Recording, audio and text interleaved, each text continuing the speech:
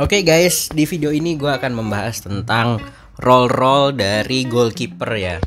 Apakah kalian lagi main FM Mobile 2024? Tapi bingung gimana cara mainnya? Aha! Si paling Football Manager jadi solusinya. Channel ini berisi tips dan triks dan tutorial cara bermain FM Mobile 2024. Trailer berakhir, kembali ke video. Jadi dengan menggunakan role yang tepat, kiper kita itu bisa bermain lebih bagus, latihannya juga lebih terukur, dan tentu saja tim kita jadi lebih sedikit kebobolannya ya, pertahanan kita jadi lebih kuat. Oke, langsung aja kita mulai. Untuk mengetahui berapa banyak role yang ada di goalkeeper, kita klik aja di goalkeepernya. Terus di sini ada dua jenis role ya, ada goalkeeper dan sweeper keeper gitu ya. Kita mulai dulu dari yang role goalkeeper. Di sini ada penjelasannya nih. The goalkeeper role focuses on simply and risk-free use of the ball, with the keeper simply looking to play the ball away from goal to an open player. If a player is not open, the keeper will play it long and safe. The primary attribute for this role are handling, aerial ability, throwing, reflexes, and kicking. Jadi biasakan juga teman-teman itu untuk membaca keterangan yang disediakan oleh programmer developer FM Mobile 2024 ya. Jadi sebetulnya tanpa tutorial pun kita udah bisa memahami gitu ya. Kita bisa langsung belajar sendiri role goalkeeper itu seperti apa. Tapi nggak apa-apa, ini gue bantu aja di video ini ya. Nah, kalau role goalkeeper itu seperti penjelasan ini ya. Jadi ini secara sederhana tuh dia benar-benar yang sifatnya defensif gitu ya. Jadi dia benar-benar menjaga gawangnya supaya tidak kebobolan gitu ya. Jadi bukan seorang yang istilahnya zaman sekarang tuh yang build up untuk ikut membangun skema permainan tim gitu ya. Nah, kalau role goalkeeper dia benar-benar fokus untuk menahan serangan supaya nggak kebobolan gitu ya.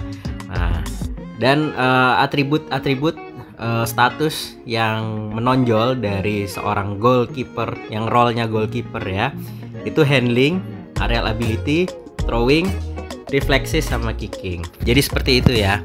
Nah, untuk lebih jelasnya lagi kita bisa cek di sini ya, supaya teman-teman bisa lebih nangkep kiper-kiper yang punya role goalkeeper itu siapa aja.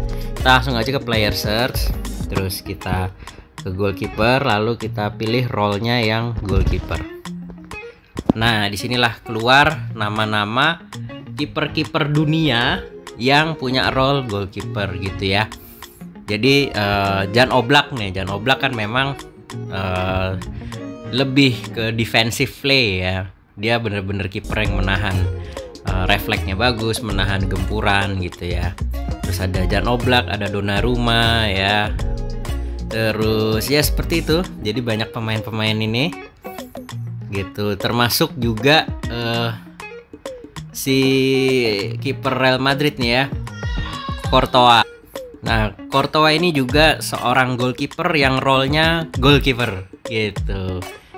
Jadi seperti tadi ya, sudah dijelaskan bahwa role-nya goalkeeper itu yang punya status bagus tuh status handling, aerial ability, throwing, reflexes, dan kicking. Handling tuh bagaimana pengendalian dia dalam menangkap bola, aerial ability tuh bola-bola atas ya, bagaimana lompatannya bisa ngambil antisipasi bola-bola atas, throwing tuh lemparan, reflex tuh penting juga untuk menahan refleksnya cepet nggak untuk menahan tendangan lawan, dan kicking tuh untuk goal kicknya bagus apa enggak gitu ya. Jadi itu guys, role goalkeeper seorang goalkeeper. Oke, berikutnya kalau role sweeper keeper, di sini juga ada penjelasannya. The sweeper keeper aims to perform two roles, those of the standard goalkeeper and outfield sweeper. Alongside standard goalkeeping duties, he will sweep up ball in front of and wide of the penalty area and initiate counter-attacking moves. The primary attributes for this role are handling, aerial ability, throwing, reflexes, passing and pace. Nah, jadi kalau sweeper keeper ya, role dari sweeper keeper itu dia punya dua peran ya, seperti penjelasan di sini. Dia nggak hanya berperan sebagai standar goalkeeper yang menahan serangan gitu, tapi dia juga berperan sebagai pemain yang suka keluar untuk sweeping bola gitu ya, suka keluar dari areanya, outfield sweeper. Jadi dia menyapu bola keluar gitu ya. Dia juga punya kewajiban untuk ngirim bola ke depan atau ke area luar penalti untuk menginisiasi serangan dari counter attack gitu ya. Nah, status yang direcommended untuk seorang sweeper keeper itu handling tadi ya, pengendalian bolanya, reliability bola-bola atas dia bagus nggak ya nangkepnya gitu, throwing lemparannya, refleksis, passing, sama pace, kecepatan langkah gitu ya. Nah, untuk lebih jelasnya lagi siapa aja sih pemain-pemain keeper yang punya role sweeper keeper, kita ke player search ya, terus pilih goalkeeper, terus role-nya sweeper keeper. Nah, di sini nih pemain-pemain yang role-nya sweeper keeper ya. Ederson, Alisson, Becker ya. Gitu. Terus jadi kalau di dunia sekarang, kata-kata anak-anak zaman sekarang mah, kiper yang paling build up permainannya gitu. Jadi ikut maju ke depan gitu ya, untuk ikut membangun serangan. Jadi kurang lebih seperti itu guys, sweeper keeper. Pertanyaannya mungkin ada yang nanya, kalau gitu bagusan goalkeeper apa sweeper keeper? Jawabannya tergantung cara main kamu gitu ya, tergantung taktik tim yang kalian ramu, tergantung status kiper yang dimiliki. Tadi kan udah ada panduannya nih, goalkeeper status yang bagus apa aja gitu ya, lalu yang sweeper keeper yang bagus statusnya apa aja gitu ya. Jadi tergantung strateginya gitu ya. Kalau strateginya mungkin defensif banget gitu ya, mungkin kiper aja, goalkeeper aja. Jadi kita mengandalkan serangan balik gitu ya, kita mengandalkan parkir bus gitulah istilahnya. Nah, goalkeeper itu pas gitu ya, untuk keseimbangan defensifnya tuh lebih kuat di belakang tuh goalkeeper. Kok sweeper keeper itu mungkin kalau kita pakai strategi yang agresif, banyak menyerang ke depannya gitu ya, jadi bisa build up play penyerangan lebih bagus lagi gitu. Jadi apapun role kipernya ya bagus-bagus aja, tidak ada yang lebih baik, tidak ada yang lebih buruk gitu ya. Ini tergantung dari taktik yang kita pakai gitu ya. Kan di sini ada nih tactical style ya kan, mau counter apa tiki taka atau possession, gegenpress, ya itu terserah kalian sebagai manajer nanti meraciknya gimana. Dan tentu saja dalam meracik itu harus melihat kebutuhan tim dan ketersediaan kemampuan pemain ya. Jangan maksain 3 back kalau kita punya pemain yang formasinya 4 back gitulah kira-kira.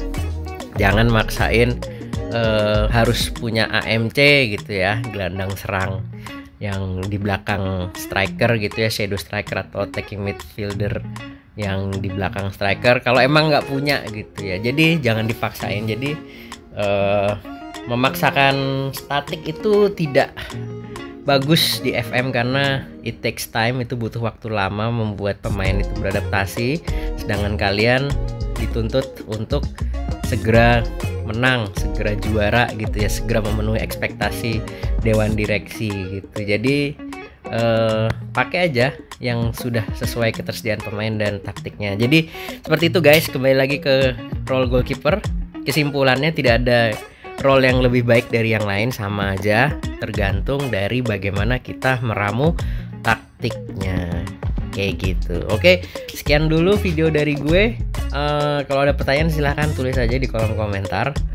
Kalau mau tanya soal ini boleh, mau tanya soal lain juga boleh gitu. Jangan lupa like, share, subscribe juga.